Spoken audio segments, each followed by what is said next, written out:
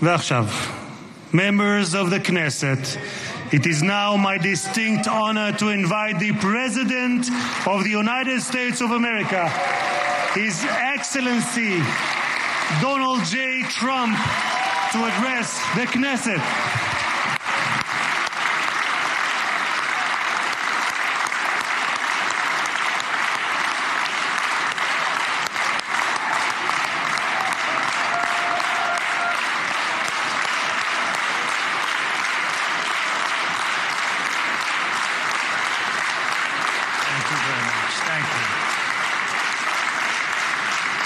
Thank you very much, everybody. It's a great honor. Nice place. Very nice place. Mr. President, Mr. Prime Minister, Mr. Speaker, esteemed members of the Knesset and cherished citizens of Israel, we gather on a day of profound joy, of soaring hope, of renewed faith, and above all, a day to give our deepest thanks to the Almighty God of Abraham, Isaac, and Jacob.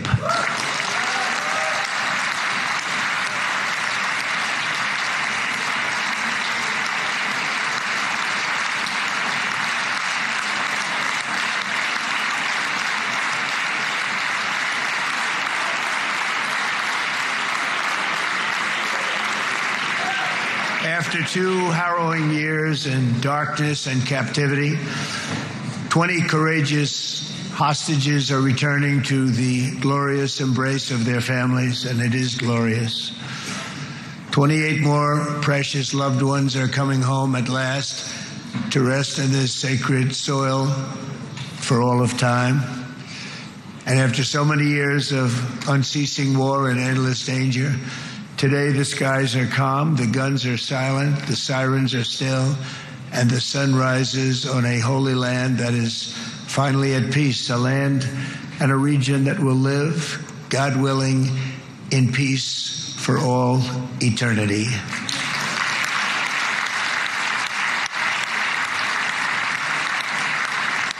This is not only the end of a war, this is the end of an age of terror and death and the beginning of the age of faith and hope and of God.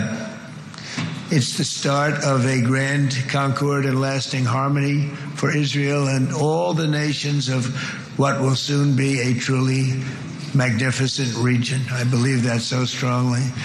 This is the historic dawn of a new Middle East. I want to express my gratitude to a man of exceptional courage and patriotism whose partnership did so much to make this momentous day possible.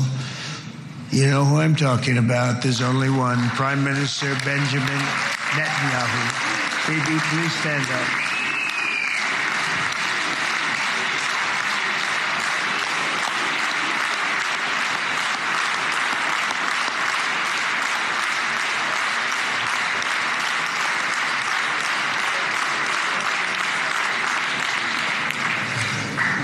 And he is not easy, I want to tell you.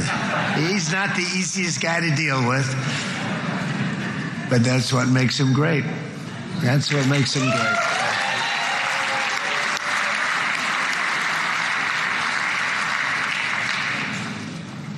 Thank you very much, baby.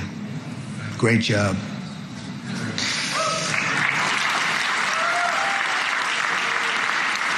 Let me also convey my tremendous appreciation for all of the nations of the Arab and Muslim world that came together to press Hamas to set the hostages free and to send them home. We had a lot of help. We had a lot of help from a lot of people that you wouldn't suspect, and I want to thank them very much for that.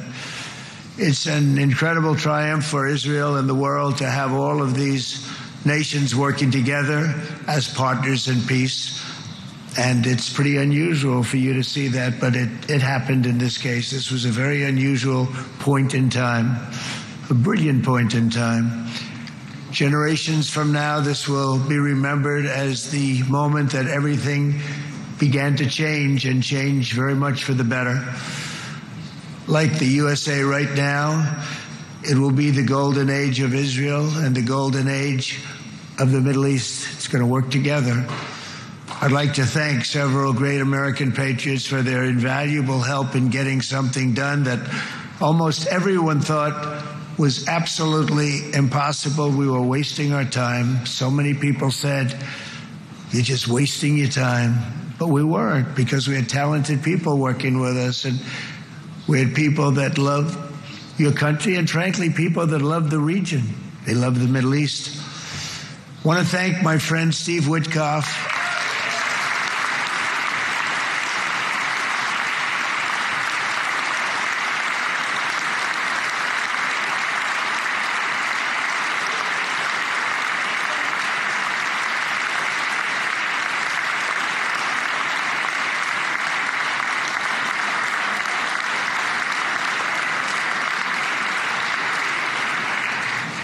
You know, Steve was chosen by me.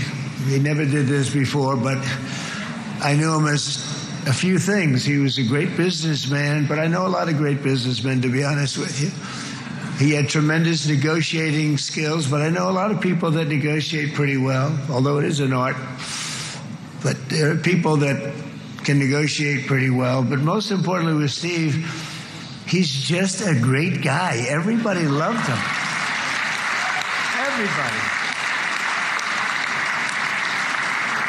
I mean, I know some negotiators that are so good, but you wouldn't have had peace in the Middle East. It would be in World War III right now with some of these guys.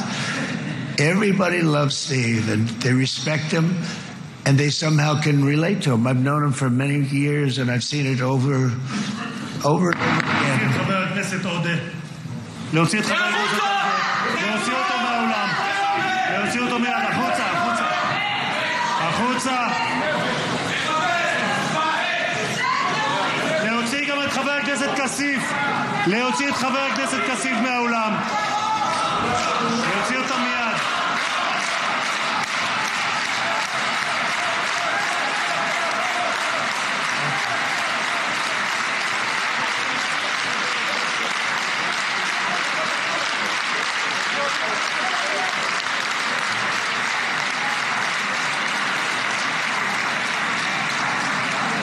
Sorry for that, Mr. President. Thank you. Please.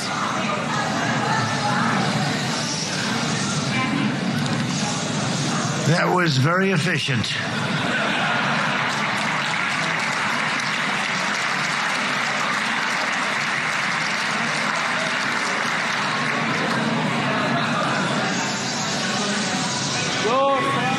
So back to Steve. He's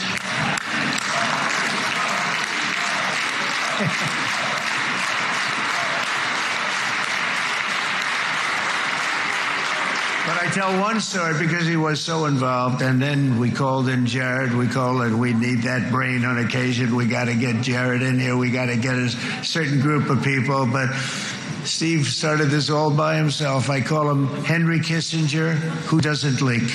Okay? Henry is a big leaker. He leaked. Steve doesn't leak. Steve just wants to get the job done. He wants to do what's right. But I'll give you just a quick story because, as you know, he's working on the war with Russia and Ukraine, a war that would have never happened if I were president. A shame. 7,000 young soldiers a week are being killed. More than that this last week. It's a shame that it never happened. But it did happen, and we won the race, and I took over this horrible war that's been raging, and I thought it would be easily settled. I thought it was a hell of a lot easier than doing what we just did very successfully with Israel and a lot of other people. But this came first, and we'll get that one. But I set up a meeting for him to meet with President Putin, thinking it would be a 15 or a 20-minute meeting. Steve had no idea about Russia, had no idea about Putin too much, didn't know too much about politics, wasn't that interested. He was really good at real estate, but he had that quality that I was looking for, and I didn't see it around in too many ways. And I set up the meeting with Putin, and I called. I said, is Steve finished yet? That was about a half an hour into the meeting. No, sir, he's not. He's still inside. This is in Moscow. I said, well, how's he doing? I don't know, sir. He's still inside. I called up an hour later. Let me speak to Steve. Sir, he's still with Putin. he's with President Putin. I said, wow, that's a long meeting, 1 hour.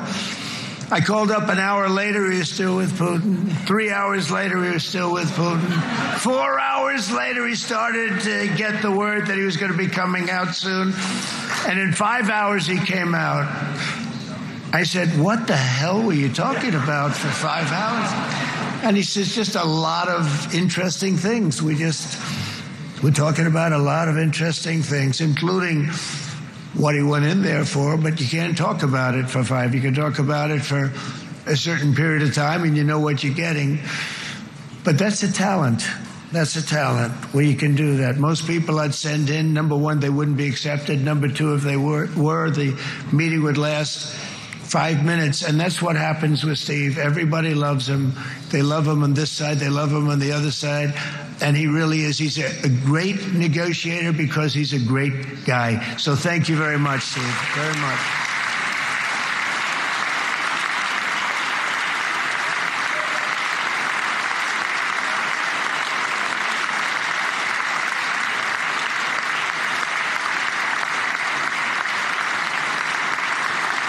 And let me also give a very special thanks to someone who truly loves Israel.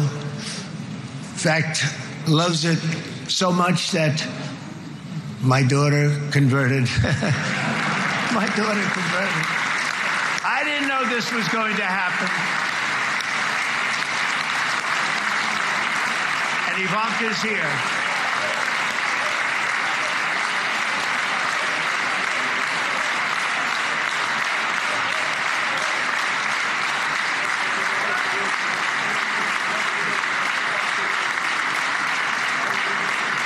And Bibi, you do know this was not in the cards for me. You understand that.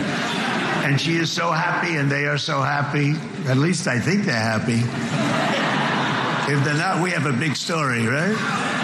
No, they have a great marriage, and they get along great. They're best friends. They have a very special relationship. But Jared has been so helpful. He really did something very special.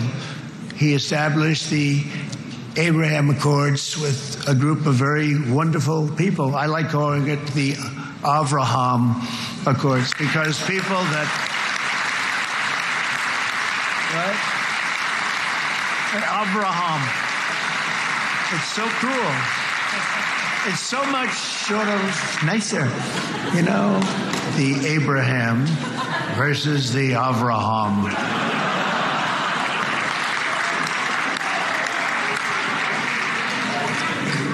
I just don't want to sound too sanctimonious when I do it, so, you know, I sort of split it up. This way we keep everybody happy. But we have some very great talent, and they have no excuses for anything that's taken place because we had some unbelievably good people working on this. And then you're going to add a man named Marco Rubio, who is also here. That's right.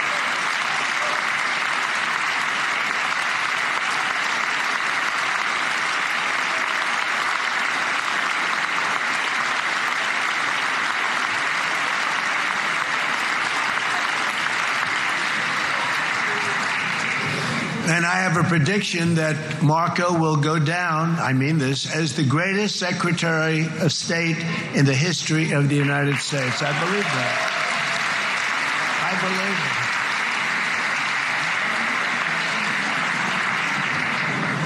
it. And he and I, you know, we really fought it out.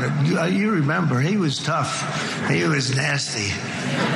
Who the hell thought this was going to happen, Marco, right? And now I'm saying he's going to go down as the greatest. He will. He was always smart and sharp, and people respect him. And then we have somebody who's young, but an unbelievable leader. I saw it a long time ago, and he's turned out to be even better than we thought. Right, Susie? I think even better. And that's Pete Hegseth, who is our Secretary of War, formerly Secretary of Defense.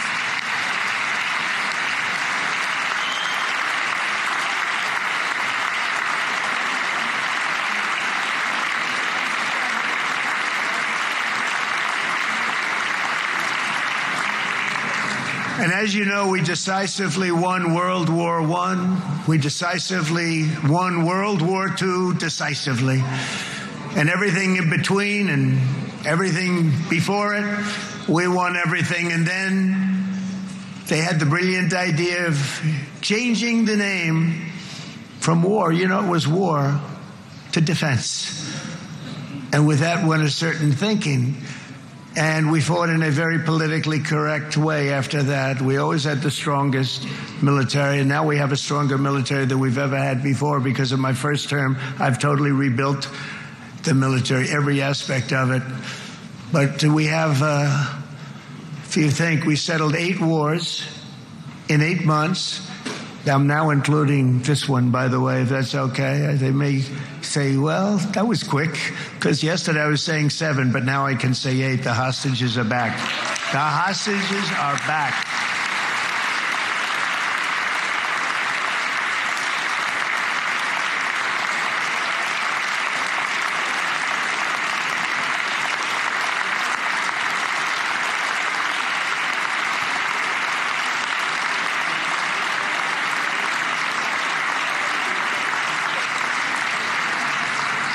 It is a good feeling. Isn't that nice to say? I just said the hostage. First time I said the hostages are back. It feels so good to say it. But when you settle 8 wars in 8 months, that means you don't like war. Everyone thought I was going to be brutal. In fact, I remember Hillary Clinton during a debate, she said, look at him, he's going to go into war with everybody. And actually, she said, he's got a personality that's all about war. No, and my personality actually is all about stopping wars. And it seems to work. It seems to work. But it also means this name change and our attitude that we're not going to go into a war. But if we do, we're going to win that war like nobody has ever won a war before. We will not be politically correct, but we're not going to be there. And I think, as you mentioned, Bibi, before, peace through strength. And that's what it's all about. The United States has the greatest and most powerful military in the, right now, history of the world. I can tell you we have weapons that nobody's ever dreamt of. I only hope we never have to use them. I rebuilt the military. I was proud to do it, but some of the things I hated to do. I hated certain of the weapons because the level of power is so enormous. It's so dangerous, so bad. But we have to do what we have to do. We make the best weapons in the world, and we've got a lot of them. And we've given a lot to Israel, frankly. And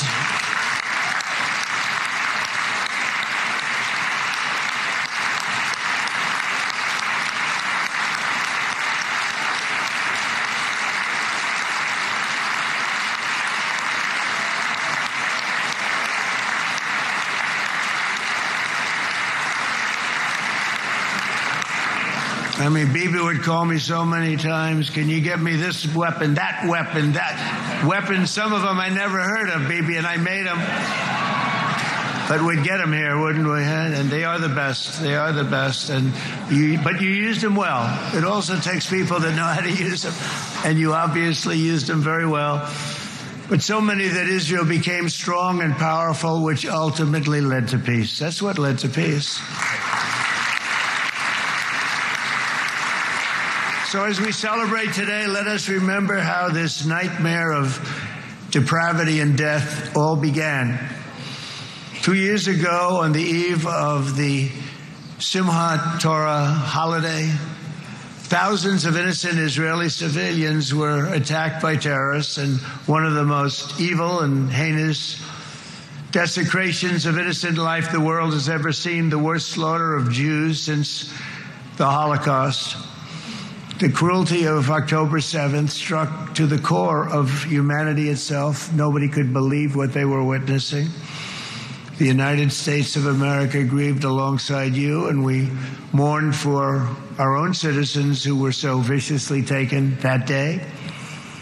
And to all the families whose lives were forever changed by the atrocities of that day, and all of the People of Israel, please know that America joins you in those two everlasting vows: never forget and never again.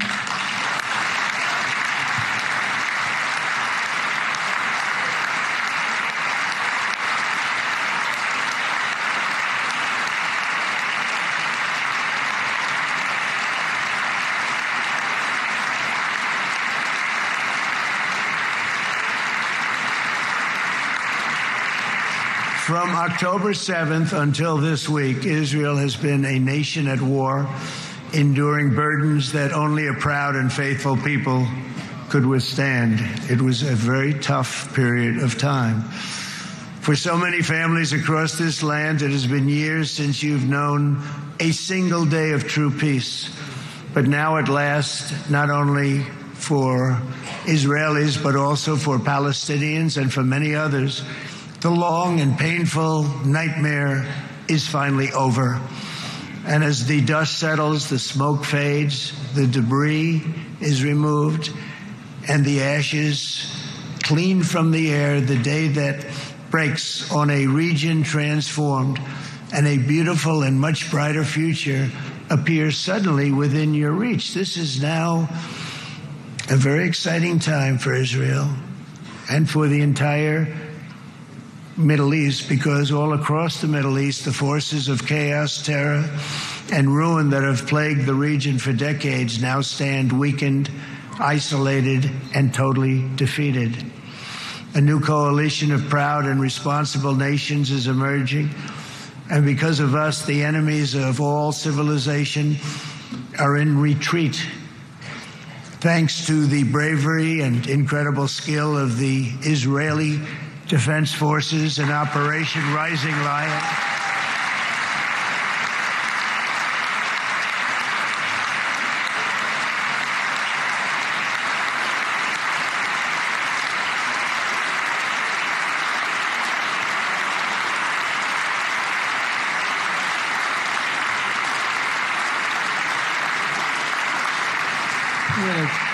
guy's central casting. Let's put him in a movie. Look at him. Great job. And my people loved working with you. Loved it. They worked so well together. But many of Iran's top terrorists, including nuclear scientists and commanders, have been extinguished from this earth. And with Operation Midnight Hammer, boy, that's a great name for that, what we did. Last June, the United States military flew 7 of those beautiful B-2 bombers. They look so beautiful all of a sudden. They were always, I thought they were pretty planes. I had no idea they could do what they did. In fact, we just ordered 28 more of them. A little updated version. We ordered a whole pile of them. And almost 100 other planes went with them, including fighter jets. And we had 52 tankers, big, beautiful, brand new tankers that were loading them up 4 or 5 times. They've traveled 37 hours back and forth. Think of that. But we had tankers all over the sky for all the other planes. We had the F-22s, the F-35s, F-16s. We had a hell of a lot of planes.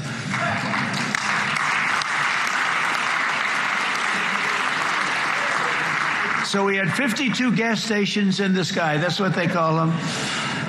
I'll tell you, I wouldn't want to be flying one of them. We have our great General Raisin Cain right here. General, stand up. This guy, what a general. Thank you.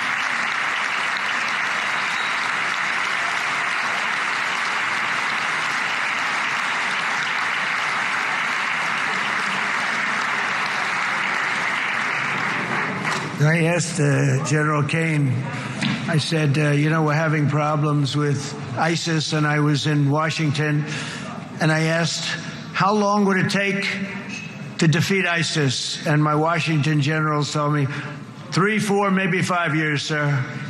I said, I don't get it. We got the best equipment in the world. Why? So I flew to Iraq, and I met with a man named Cain. He said, what's your first name? He said, they call me Raisin, sir. I said, wait a minute, your name is Raisin Cain?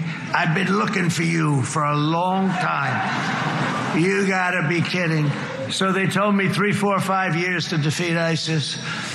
And I sit down with him and I say, why is it? I flew there in the dark of night. I landed, I'll never forget it. It's quite a trip. I'm glad I made it because I met him.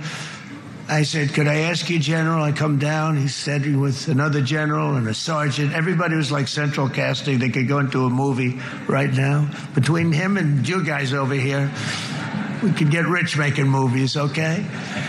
And they got along so great. That's the beautiful thing, that your military and our military, Bibi, got along so great. But I was told by the television generals in Washington, we have the best equipment in the world. Why is it taking so long? And they said, 4 years. I said, so let me ask you, Raisin, how long would it take you to defeat ISIS? Sir, we can do it in 3 weeks, but you'll probably have some time left over. I said, you got to be kidding. What the hell are you talking about? They said 4 years. I said, well, sir, look, it's not my place to say, but you're asking me the question. What you have to do is you hit him from the west, you hit him from the north, you hit him from the south, you hit him above, you hit him below. I said, so why didn't they do it? And he didn't want to speak badly of his superiors, which is hard to believe they were his superiors.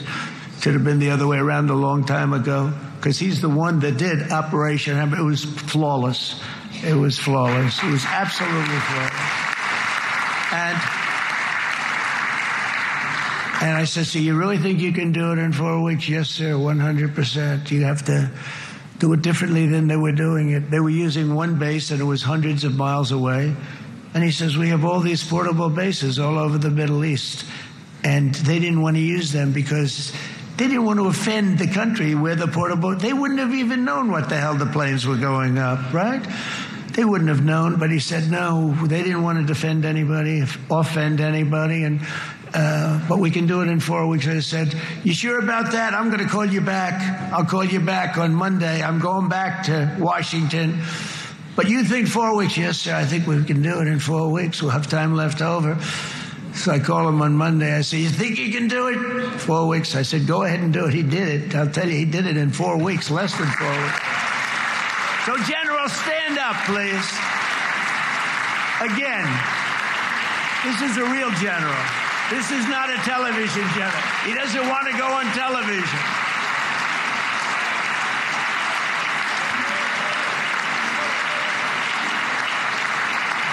He doesn't want to go on television. I said the other guys love being on television. So we dropped 14 bombs on Iran's key nuclear facilities, totally, as I said originally, obliterating them. And that's been confirmed, and everybody understands it. Together we stopped the #1 state sponsor of terror from obtaining the world's most dangerous weapons. And if you think about it, if we didn't do that, and assuming we made the same deal that we have today, there'd be a dark cloud over this deal. And #1, it wouldn't happen because the other Arab and Muslim nations really wouldn't feel comfortable making the deal that we have now, right? If Iran had that nuclear weapon that they were about 2 months away from having. They would have had it in 2 months or maybe less than that. They were right at, this was our last shot. They looked at it for 22 years.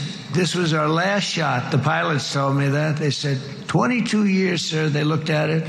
Our predecessors looked. They studied it. 3 times a year would do drills on that exact attack. And boy, did they get it right. But let's assume they didn't. And let's assume there was large-scale nuclear weapons in the hands of Iran. We couldn't be here today, even if we signed the deal, which we couldn't do because a lot of people would not want to have anything to do with it. We took a big cloud off of the Middle East and off of Israel.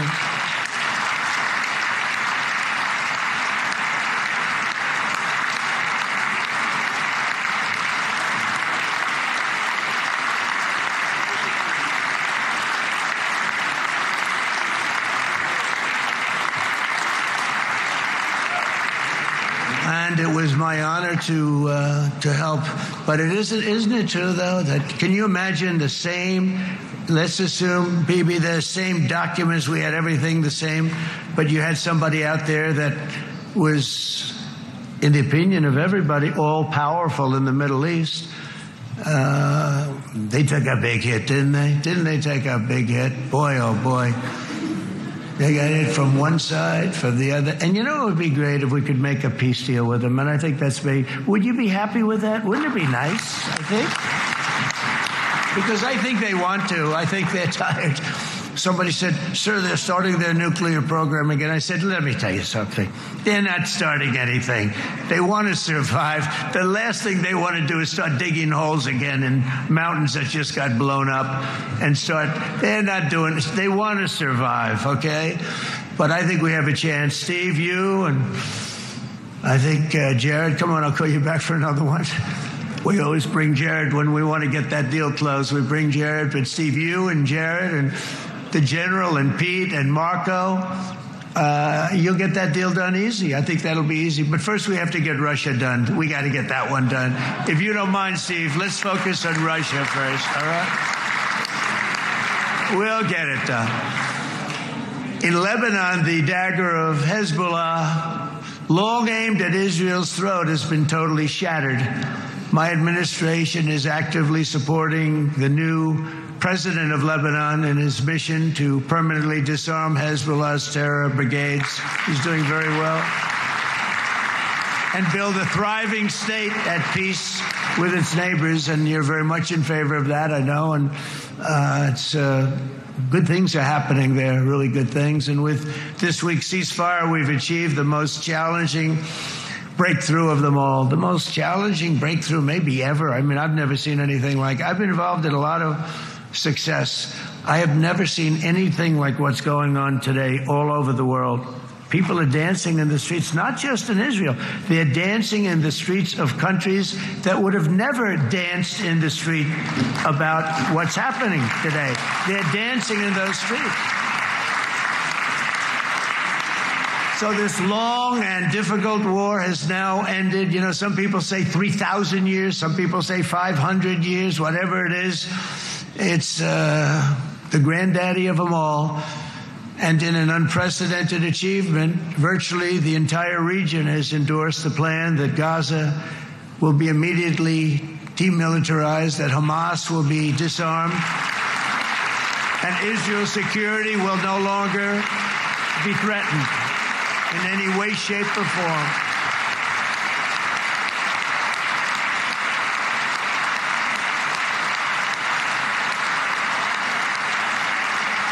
So Israel, with our help, has won all that they can by force of arms. You've won. I mean, you've won. Now it's time to translate these victories against terrorists on the battlefield into the ultimate prize of peace and prosperity for the entire Middle East. It's about time you were able to enjoy the fruits of your labor. Mr. Opposition Leader. I said he's a very nice opposition leader. I think. No, he's a nice man. Bibi, he's a nice man.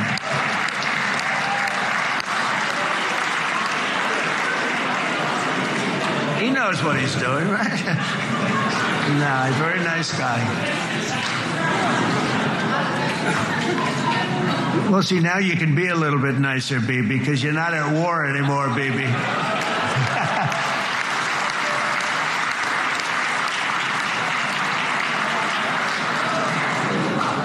But only by embracing the opportunities of this moment can we achieve our goal of ensuring that the horrors of recent years will never happen again. You don't want to have to go through this again. 8 years ago, I came to this region on a very special first trip abroad as the President of the United States. I came here very early at your request. I addressed the leaders of the Arab and Muslim world gathered in Saudi Arabia and said that it was time to build a future free of the grip of extremism and terror. And interestingly, right now, as soon as I'm finished, I'm quite late. You've kept me quite late between opposition leaders and Bibi's brilliant but very long speech. I thought I was going to run up here, make a speech, and then head to Egypt. It didn't work out, though. And you made a pretty long one, too, Sarah.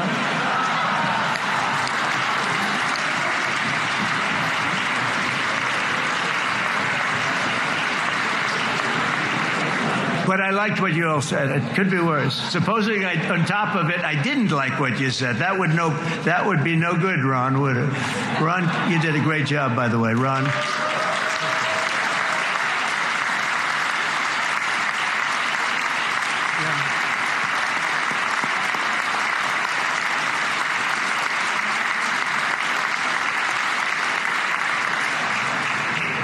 So I'm going to be meeting, actually, in a little while, I'm going to be meeting with the most powerful, the richest nations really in the world, although now with the tariffs, the United States is by far the richest nation in the world, as you probably have been reading.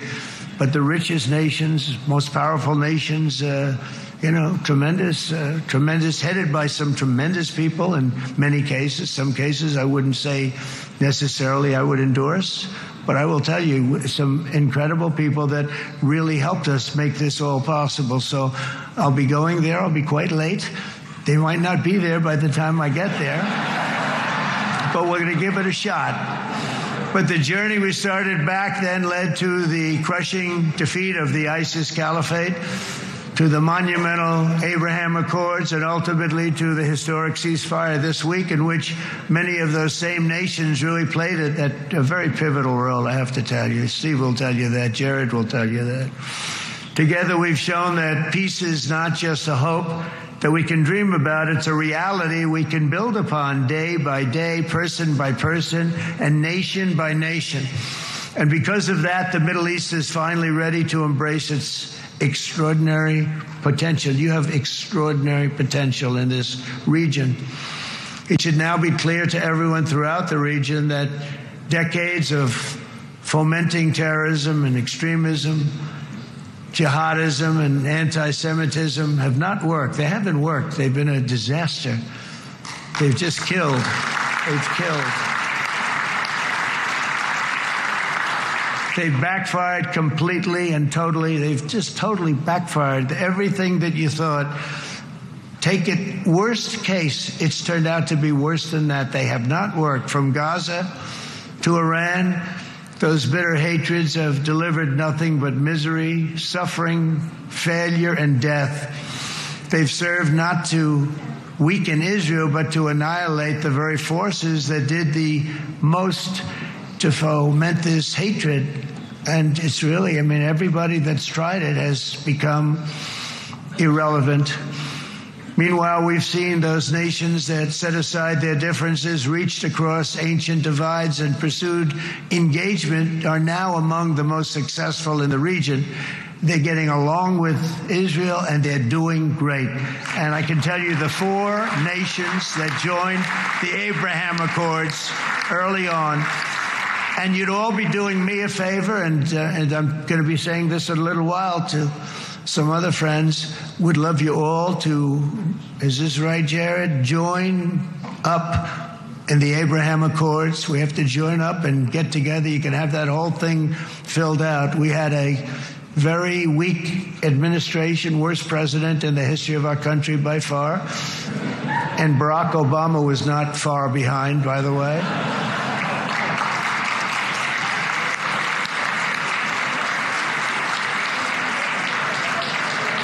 And they did nothing with this incredible document, the Abraham Accords, but now you can fill them up. Now you have peace. You have people that really like Israel. I'll tell you what, and they like Israel a lot more today than they did even 5 weeks ago. You've made a lot of, you've come back. You've come back strong, because it was getting to be a little nasty out there in the world, and ultimately the world wins. You can't beat the world always. I would say to Bibi, it's now time. And he understood it better than anybody, because ultimately, the world's a very big place. And I've said a lot. I said, this piece of land is very small. It's unbelievable what you've done with that tiny. You look at a map even of just not the world, the Middle East, and you have this little dot. And think of what you've done. It's incredible. It's incredible.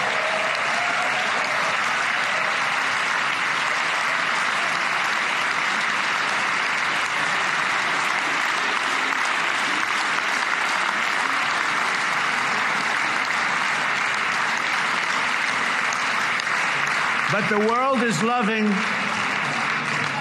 is loving Israel again. And I said to Bibi, the world is big and it's strong.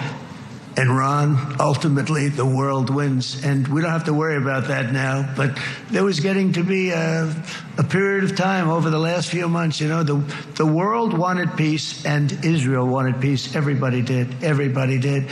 And what a victory it's been, right? What a victory it's been. If you would have gone on for 3-4 more years, keep fighting, it was getting bad. It was getting heated. The timing of this is brilliant. And I said, Bibi, you're going to be remembered for this far more than if you kept this thing going, kill. It would be it would not be the same. And I just want to congratulate you for having the courage to say, that's it, we've won. And now let's enjoy our lives and let's rebuild Israel and make it stronger and bigger and better than it's ever been before. We're going to do that. Took a lot of guts. And the choice for Palestinians could not be more clear. This is their chance to turn forever from the path of terror and violence. It's been extreme, to exile the wicked forces of hate that are in their midst. And I think that's going to happen. I've met some people over the last couple of months that want to see it happen very much. And after tremendous pain and death and hardship, now is the time to concentrate on building their people up instead of trying to tear Israel down. We don't want that to happen again. And the total focus of Gazans must be on restoring the fundamentals of stability, safety, dignity, and economic development so they can finally have the better life that their children really do deserve after all these decades of horror. I intend to be a partner in this effort in the sense that we're going to help and we're going to do something that became unbelievably popular. Everybody wants to be on it. It's called the Board of Peace, okay? How about that? Is that a beautiful name? Like a board of peace.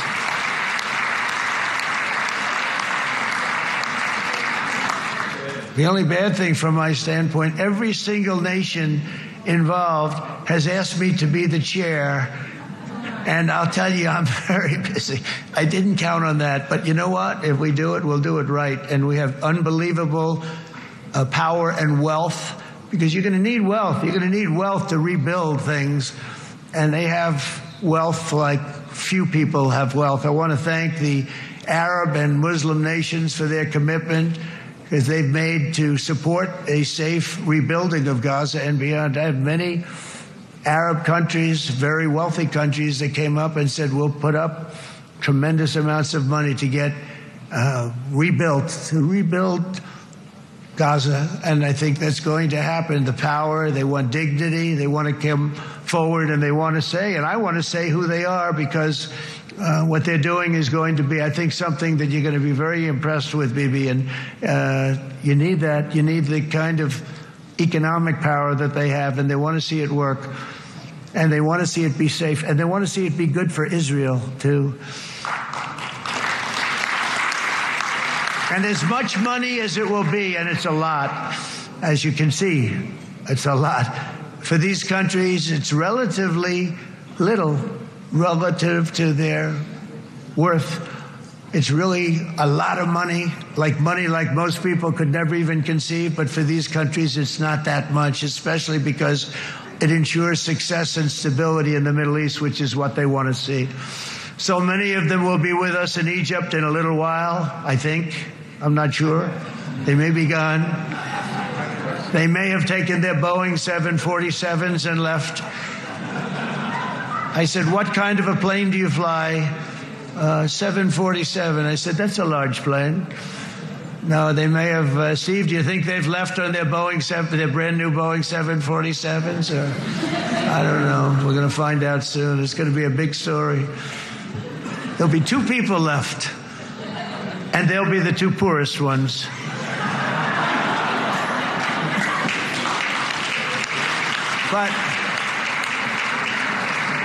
But it will be the wealthiest and most powerful group of nations. So the group that we have assembled, that's waiting for us, is the wealthiest and most powerful group ever assembled at one time. There has never been a group like this, and they're only looking for good. They want good. They're going to do good. And as those commitments are made, I'm going to let the world know who's doing it, because they really deserve to get the credit, and some of them probably won't want the credit, but they deserve it. It's more obvious than ever that the productive and responsible nations of this region should not be enemies or adversaries. You should be partners and eventually even friends, and that's what's going to happen. I know it. Together you can stand against the forces of chaos. Yeah, you go ahead. That's an important point.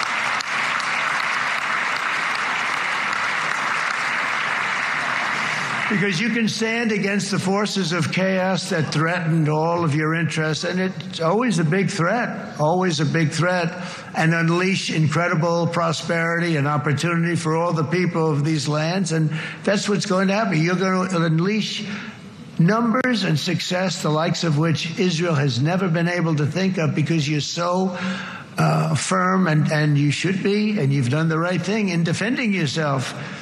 You're not going to have to worry so much about it. You've won, and now you can build, and you can do things that you never even thought possible.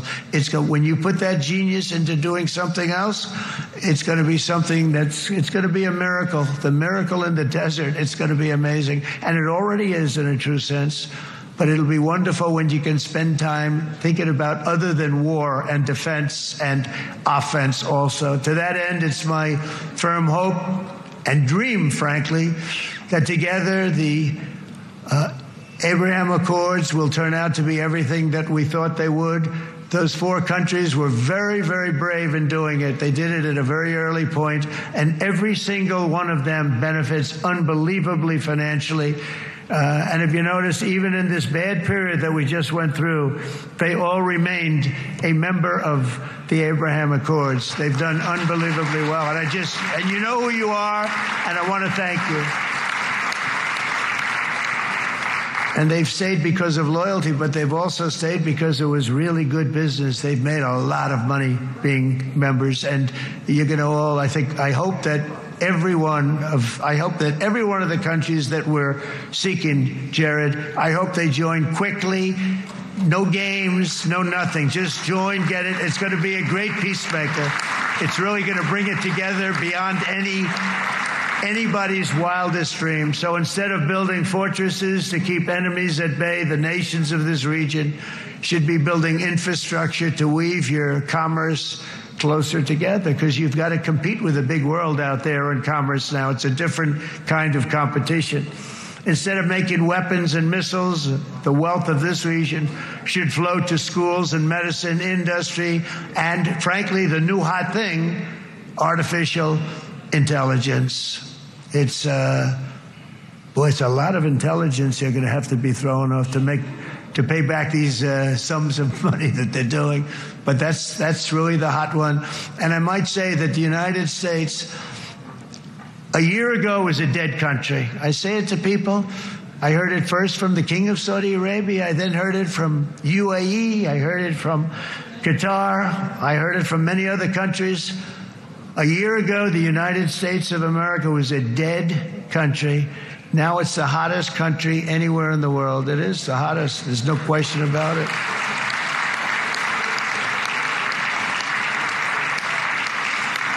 In fact, if you go back a year ago, before the election, although once we had November 5th, we became hot because people got it. I would say November 5th was a time that we became really hot.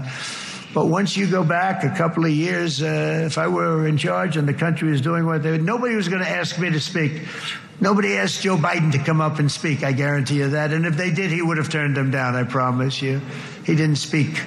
He didn't speak, and he didn't speak well. But all of the countries in the Middle East, it could have, what we're doing now, it could have happened a long time ago, but it was strangled and set back almost irretrievably by the administrations of Barack Obama and then Joe Biden. There was a hatred toward Israel. There was an absolute hatred. The setbacks really started when President Obama signed the Iran nuclear deal. This was a disaster for Israel, and it was a disaster for everyone. And I remember that Bibi Netanyahu came to the United States and worked so hard to try and get Obama not to do that deal.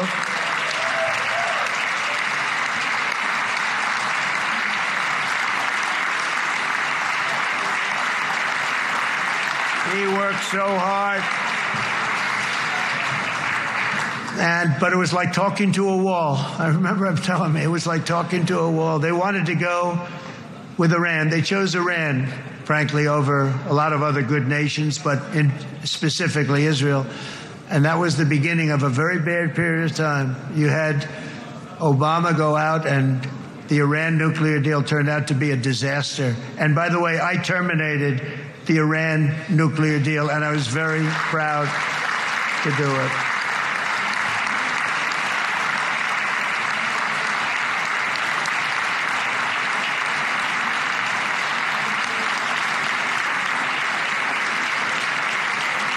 Yet even to Iran, whose regime has inflicted so much death on the Middle East, the hand of friendship and cooperation is open. I'm telling you, they want to make a deal. That's all I do in my life. I make deals. I'm good at it. I've always been good at it. And I know when they want. Even if they said, we don't want to make a deal, I can tell you they want to make a deal. All right, they do. They want to make a deal, and we're going to see if we can do something, because this is crazy what's happening, and we're not going to have this anymore. Neither the United States nor Israel bear the people of Iran any hostility. We merely want to live in peace. We don't want any looming threats over our heads, and we don't want to even think in terms of nuclear destruction. It's not going to happen, never will happen. There's nothing that would do more good for this part of the world than for Iran's leaders to renounce terror, stop threatening their neighbors, quit funding their militant proxies, and finally recognize Israel's right to existence. They have to do that. They have to do that. And to Iran, and as you know, this is not said out of weakness. There's no weakness. But I'm going to say this, that we are ready when you are, and it will be the best decision that Iran has ever made. And it's going to happen. It's going to happen. And they're good people. I know a lot of Iranians in the United States. They're good people, smart, hardworking people. They don't want to see what's happened to their country. The story of fierce Israeli resolve and triumph since October 7th should be proof to the entire world that those who seek to destroy this nation are doomed to bitter failure. The state of Israel is strong, and it will live and thrive forever.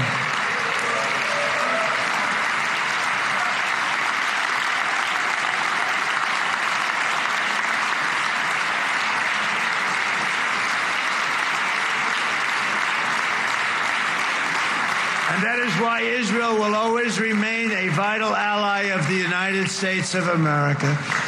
Israelis share our values, field one of the world's most powerful militaries. You really do. You have an amazing, what a job you've done. And have one of the most innovative economies on earth. Those are just a few of the reasons why I'm proud to be the best friend that Israel has ever had. And they all say it in the White House. They all say it. I guess it's true because everybody says it, baby. You said it today. Thank you. But as president, I terminated the disastrous Iran nuclear deal, and ultimately I terminated Iran's nuclear program with things called B-2 bombers. It was swift, and it was accurate, and it was a military beauty. I authorized the spending of billions of dollars, which went to Israel's defense, as you know, and after years of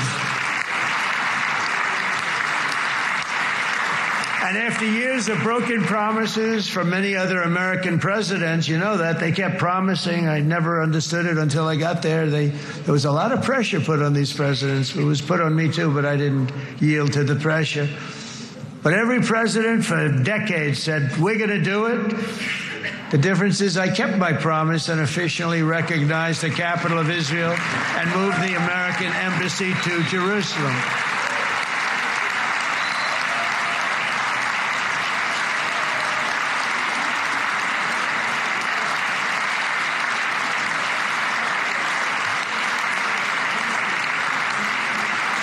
Isn't that right, Miriam? Look at Miriam. She's back there. Stand up, Miriam. Stand up.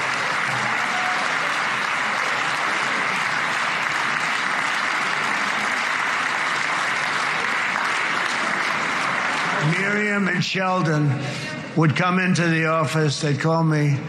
He'd call me. I think they had more trips to the White House than anybody else I could think of. Look at her sitting there so innocently.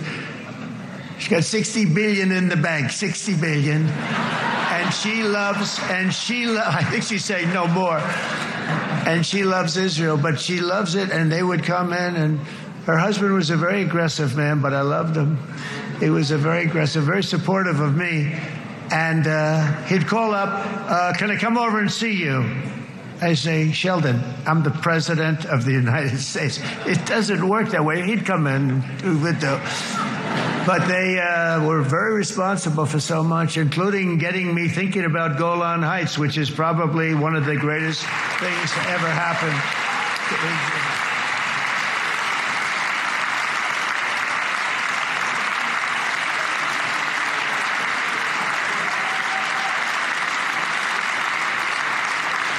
Miriam, stand up, please. She really is. I mean, she loves this country.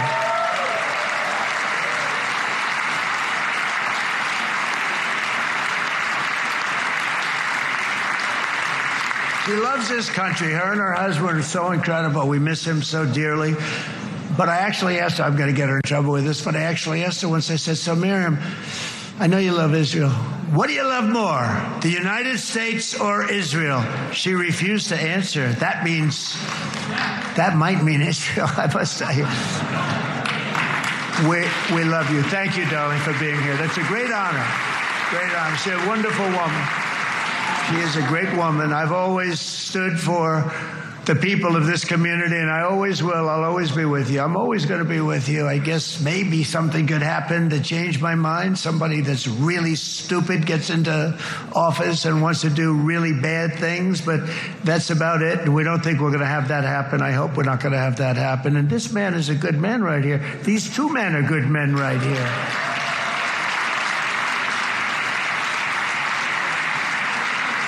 Hey, I have an idea. Mr. President, why don't you give him a pardon? Give him a pardon. Come on.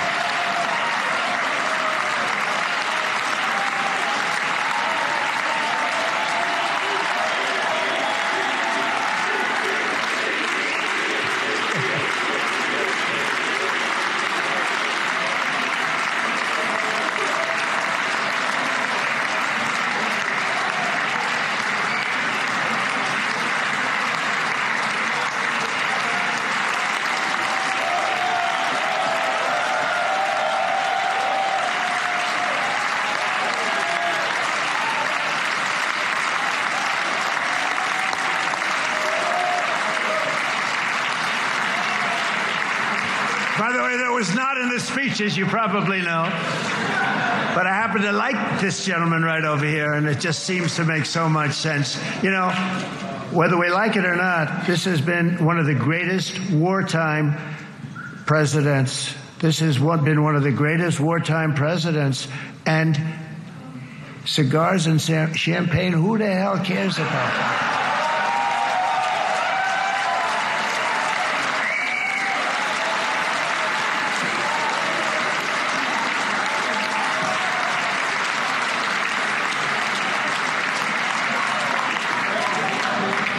All right, enough controversy for the day, right? It's actually, I don't think it's very controversial. So, you know, I see so popular. You are a very popular man. You know why? Because you know how to win.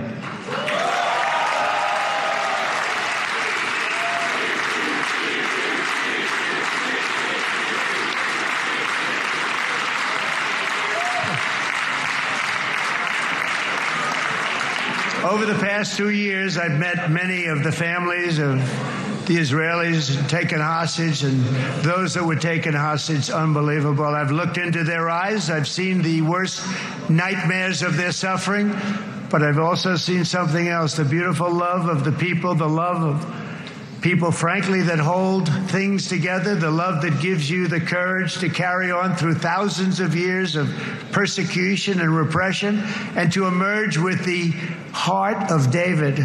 It's the heart of David. It's that love that's defeated the enemies of civilization, built this incredible country and this unbelievable economy, and forged one of the great democracies of the world. That is why it's a true honor to stand here today and address this assembly in your ancient and eternal now capital, Jerusalem. I'm proud to have helped in that regard. This city and this nation stand as living proof that a much brighter future for this entire region is truly within our grasp. For thousands of years, Jerusalem has been a home to Christians, Jews, Muslims, and people of all ethnicities and creeds. This is the holy center of the world's three great Abrahamic faiths. I like that too. Adorned, it's the first time I've seen that word in a while. Adorned with their sacred sites and alive with their pilgrims and visitors from every corner of the globe. But here between the Western Wall, the Temple Mount, and the hill called Calvary, people of every faith and background live, work, pray, serve, and raise their families side by side, and they do it with love. This example is just one of the modern miracles that Israel has given to the world. And just in closing, the leaders in this chamber know better than anyone else the challenges of this harmony, and it's been easily won. No, it hasn't. It has not been. It's been so tough, but it has been, some say, a miracle. What you've done is a miracle. Look at your size. Look at your chances when it all started. And you know, if you think about it, you are safer today, stronger today, and more respected today than at any time in the history of Israel. Think of it. People used to say it wouldn't exist. They don't say that anymore, do they? Yet if safety, security, and coexistence can thrive here in the winding alleys and ancient paths of Jerusalem, then surely peace and respect can flourish among the nations of the broader Middle East. The God who once dwelled among his people in this city still calls us, in the words of Scripture, the turn from evil and do good, to seek peace and pursue it. So he still whispers truth into the hills and knolls and valleys of his magnificent creation, and he still writes hope into the hearts of his children all over the world. And that is why even after 3,000 years of pain and conflict, the people of Israel have never given up from the threats of Zionism, from all sorts of threats. You want the promise of Zion. You want the promise of success and hope and love and God. And the people of America have never lost faith in the promise of a great and blessed future for all of us. From the very first day that modern Israel was founded, we have stood together through thick and thin of setbacks, and through victory and defeat, through glory and heartache. We have built industries together. We have made discoveries together. We have confronted evil together, and we have waged war together. And perhaps most beautifully of all, we have made peace together. And this week, against all odds, we have done the impossible and brought our hostages home.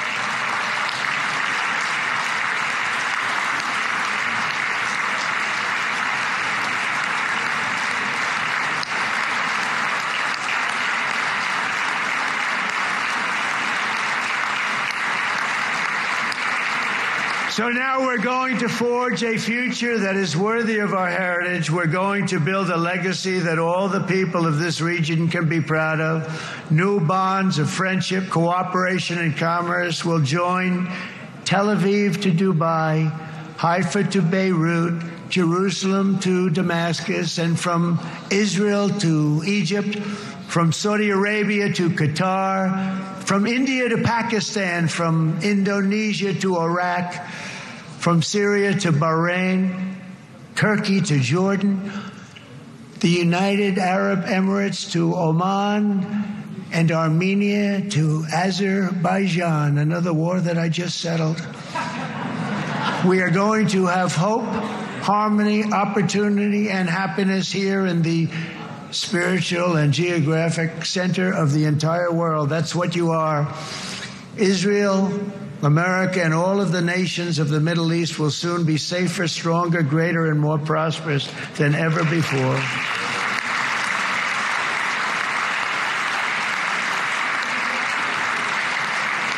And I want to thank you all once again for this exceptional honor. This has been truly an honor. It's seldom that a president is invited to do this. And I love Israel. I'm with you all the way. You will be bigger, better, stronger, and more loving than ever before. Thank you very much. God bless you. God bless the United States of America. And God bless the Middle East. Thank you, everybody. Good luck. Thank you very much. Thank you.